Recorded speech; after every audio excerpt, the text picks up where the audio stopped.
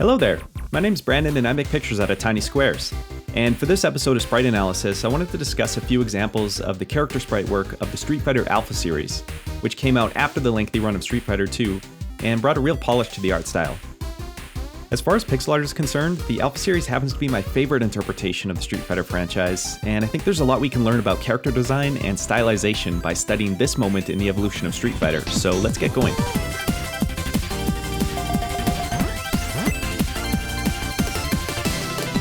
Before we get into the specifics here, it's important to consider Alpha's context within the rest of the series.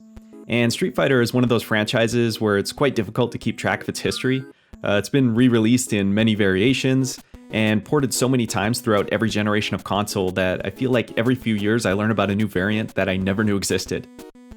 It's always exciting from a pixel art perspective though, because it's interesting to see the same characters expressed within various graphical limitations and styles.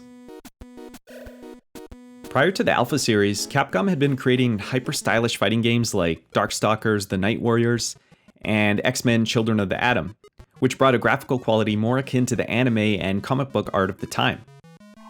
Around that same time, the Street Fighter franchise was enjoying anime adaptations like Street Fighter 2 the Animated Movie, and the Street Fighter 2V series, both of which helped build backstories and depth for the world of Street Fighter. Applying these new stylistic treatments leads us from Street Fighter 2 into the Alpha series, which gave Street Fighter a refreshing overhaul in both gameplay and graphical style. The Alpha series saw 3 releases, and there's an ever-increasing character roster with each entry, with most series regulars appearing in Alpha 3, but the art style was maintained throughout, so for the remainder of this video I'm just going to refer to the pixel art sprites from any of these entries uniformly as the Alpha series in order to simplify the discussion. So compared to its predecessor Street Fighter 2, what are the key components that give the Alpha sprites their bold look? Well, to start, both sets of character sprites are about the same dimensions, somewhere between about 85 and 100 pixels tall depending on the character. So resolution isn't really a factor here, and what a lot of the differences come down to are stylization and the use of color. The anime-style art direction of the Alpha series brings a certain exaggeration or abstraction into the character designs and poses, and this succeeds in highlighting core character traits. For example, whereas Ryu's gi was clean cut in Street Fighter 2, in Alpha it's clearly torn at the sleeves, and this helps tell more of a story, perhaps conveying the balance between his traditional training and the scrappy nature that I imagine the world of competitive street fighting to be. The costuming is also used to enhance dynamic posing, like if we take a look at Ryu's most iconic pose, and I'm also including his original Street Fighter 1 sprite here just to appreciate the character evolution. What I like about the Alpha sprite is that his headband also participates in the action here. It seems to help accentuate the line of sight to his hands and also suggests the higher energy or force originating from there. Another great example of that subtlety can be seen in his high kick pose, where the foot of the Alpha sprite is pitched down in this really controlled and stylish way. Small touches like that, where you can find them, really add up to reinforce a pose. On the other hand, there are times where it helps to be more obvious in the design language.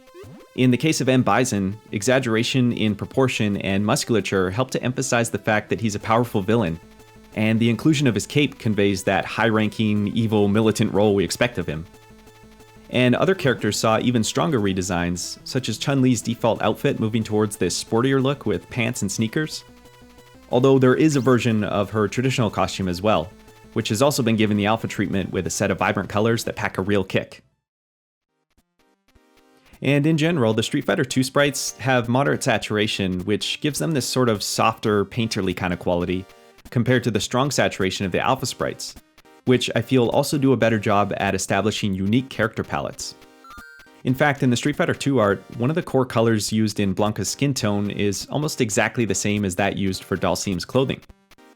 Moving to the Alpha sprites, we see more obvious differentiation in their color palettes, with Blanca's skin tone becoming a strong green shade, and Dhalsim's yellow clothing with a bolder, more saturated yellow. Now, obviously their character designs are quite unique regardless, but the distinction in color palette here just helps to further solidify their individuality and recognizability on screen. A lot of these color selections maintain a simple and focused color story for each character.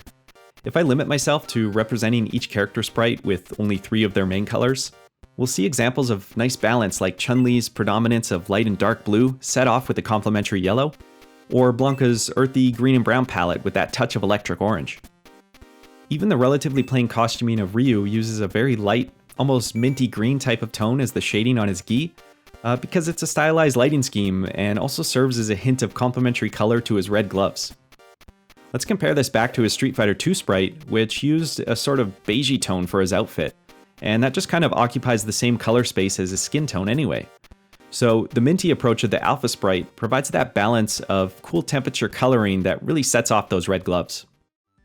But in addition to the actual color selection, the other factor here is that the Alpha sprites use fewer colors to accomplish the shading and highlighting within the sprite. This is usually what you'll hear me refer to as the rendering, and typically what I mean by that is the level of detail or stylization achieved through the number of colors used in a given resolution. So let's take a look at a simple example of the shading on Ryu's arm, and I'll show you what I mean. Looking closely, we'll see that his Street Fighter 2 sprite uses a gradient of 6 colors to establish the shading from light to dark across his skin tone. These start at a bright beige and gradually step their way down to a darker brown, and they're applied in fairly even layers about 1 to 2 pixels thick. The banding appearance of the gradation lines here kind of remind me of an object that's been machine tooled, or maybe like 3D printed or something like that. But consider that when these are viewed in their original format on a CRT monitor, there's a slight bleeding that occurs and blends these pixels together a bit. So the true appearance is more of a continuous spectrum of color, and that's sort of what achieves that painterly quality that I mentioned earlier. On the other hand, the Alpha sprites take a different approach by using fewer colors to suggest the same three-dimensional form. Here we have only 4 colors used, with what I've labeled as 1 and 2 primarily acting as the main tone and shade tone, and they're applied as larger sections or clusters of pixels. And then shades 3 and 4 are used to create and augment the line work. So you'll see that they're just applied in these sort of small 1 pixel size lines to create borders and enhance the muscle definition. The simplicity in rendering is an essential part of translating that anime feel into pixel art. And because we also want these to be readable from a distance, the selection of bold and contrasting colors becomes very important when you only give yourself a handful of these to work with in this way. In an even more extreme example of this difference in rendering, let's take a look at one of M. Bison's intro sprites that features his cape. And this time I'm bringing in his Super Street Fighter 2 sprite for comparison. While the Super Street Fighter 2 sprite uses a wide range of shading to achieve this realistic rippling effect in the cape, the Alpha sprite goes for more of a simple and stoic appearance using really only 2 colors, with an additional tone for some small line work. What we need to remember is that the background art can be quite intricate and textured as well, so the simple rendering of the cape on a large imposing form like this commands a lot of attention and power in that setting. Again, this also comes back to that idea of stylization, and I feel like the solid form of the Alpha sprite is a far more dramatic look than trying to suggest every fold and crease in the material. A lot of these approaches we've discussed so far are really noticeable if we throw it all the way back to a few characters who appeared in the original 1987 Street Fighter and didn't reappear again until the Alpha series. In a fighting game where there are many characters to choose from, you kind of want each one to be unique and memorable in their own way, so exaggerating their core features becomes a very useful tool for that visual communication. And certainly there are unique features between these three, but their return in the Alpha series turned up the exaggeration and stylization on these character designs to a new level. We now see stronger individuality in skin tones, unique costume color palettes, and exaggerated posing and form. Little flourishes like the decorative bands on Addon's arms and head create a more memorable look, and the striped texture of his hand and foot wraps play nicely against the solid shading of his hair and shorts. Gen's hair is now a strong bright white, there's some nice decorative stitching on his robe, and there's more clarity in the purple and red color scheme. And Birdie's thug characterization is way more apparent. He's so large that he has to crouch to meet the other opponents. There's great costuming with the heavy chains and jewelry, and the pointiness of his vest and hair create kind of an interesting and threatening character silhouette. Overall, these changes all help to establish not only just more memorable individual characters, but also a more iconic ensemble altogether.